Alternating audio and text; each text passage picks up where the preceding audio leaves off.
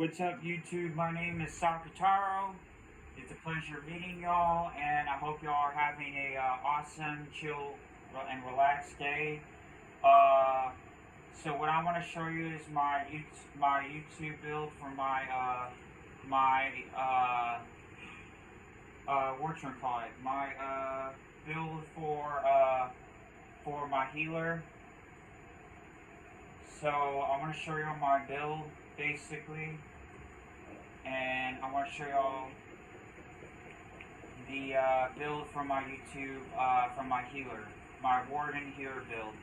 So my Warden healer build is actually we're using on his primary bar. He is using energy orb, healing ward, radiating, regeneration, illustrious healing, combat prayer, and then aggressive warhorn. So those are all that. And then my other healer backup bar is using energy orb, enchanted growth, radiant energy regeneration, illustration, healing, and then combat prayer, and then reviving barrier. So he's basically this is my support build, but I'm fixing to get rid of the lycanthropy because this build that I'm trying to work on, it doesn't require lycanthropy. So as a healer, your main job is to actually heal the trial group and actually run vet content. So this is what he's using. He's using Roaring Opportunist Restoration Staff on both bars. He is a full-blown restoration mage. His traits on his restoration bars on his front and back bar basically is powered, which is a healing trait. So powered is like what is that thing? I forget what trait it is, but it's a trait. It's a trait that is actually meant for healing, and it's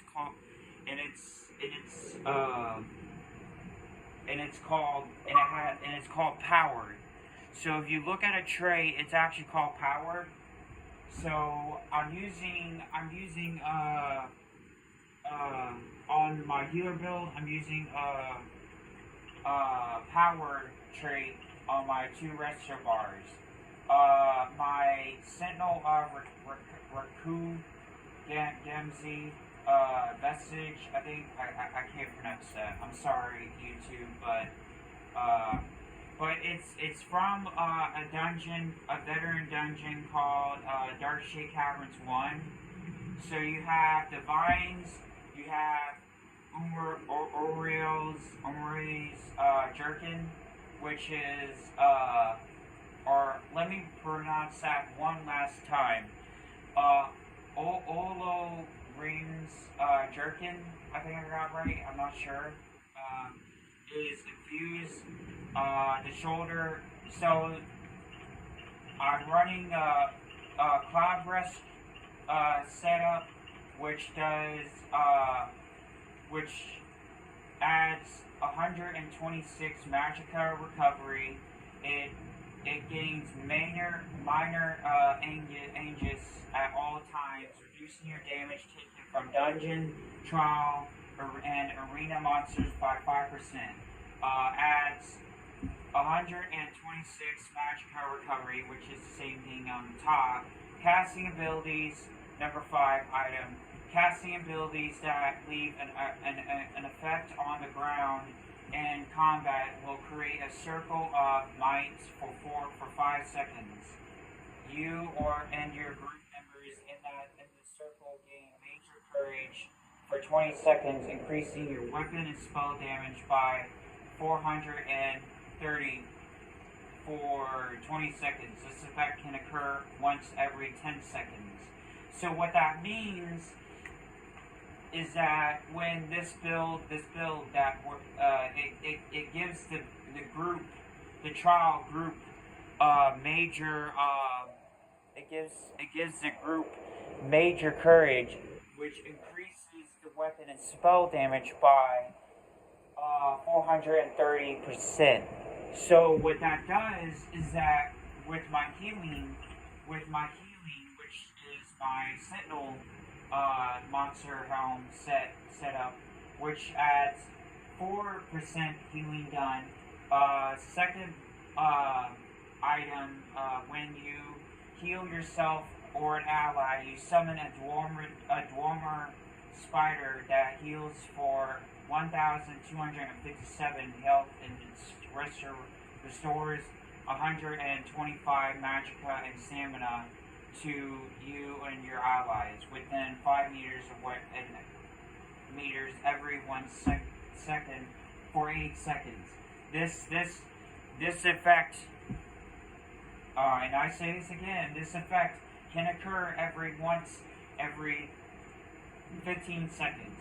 So what this does is that it restores health and Magicka and stamina. So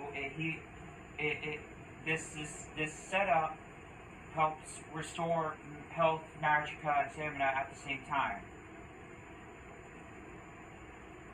So it restores more health, but it restores minimal of stamina and Magicka. So this monster helm is actually a pretty good setup.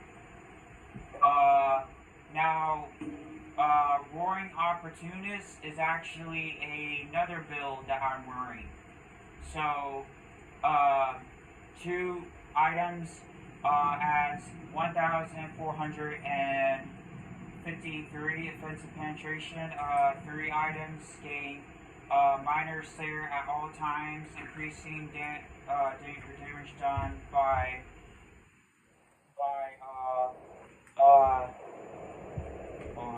increasing damage done by dungeon trial and arena monster by 5%.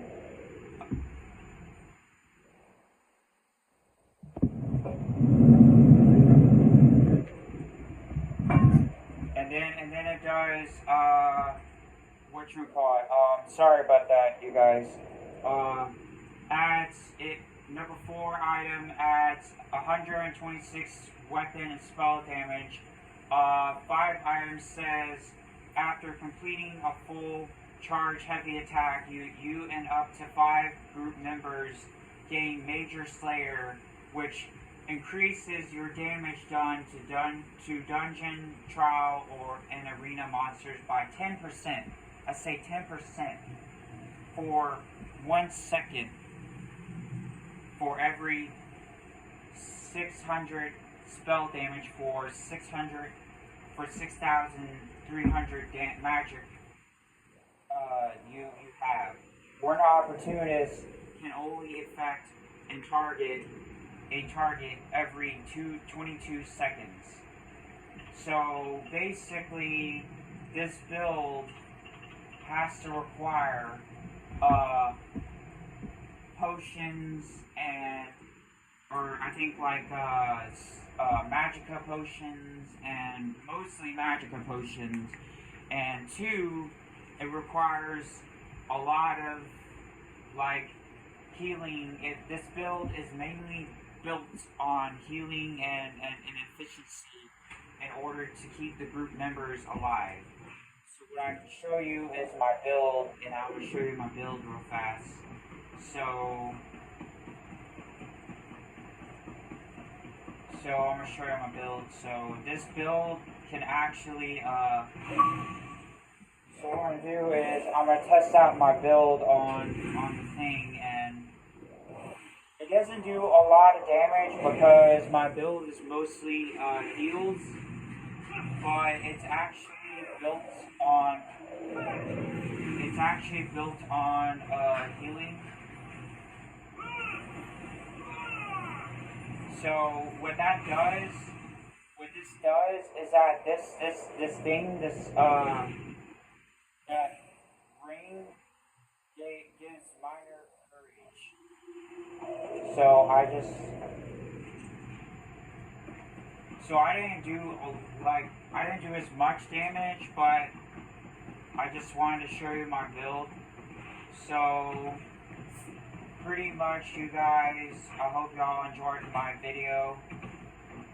Make sure to please subscribe, hit that like button, and hope to see y'all soon. Please make sure to subscribe, to also watch the video and understand my build, because my build is like very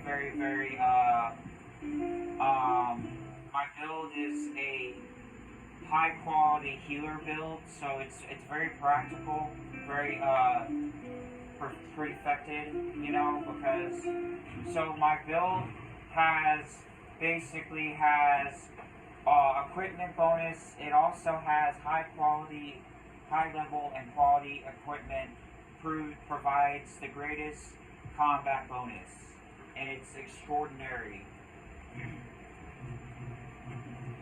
So I just wanted to show y'all my build real fast. So I just show you what I have. Sorry, weapon critical, 16.4%.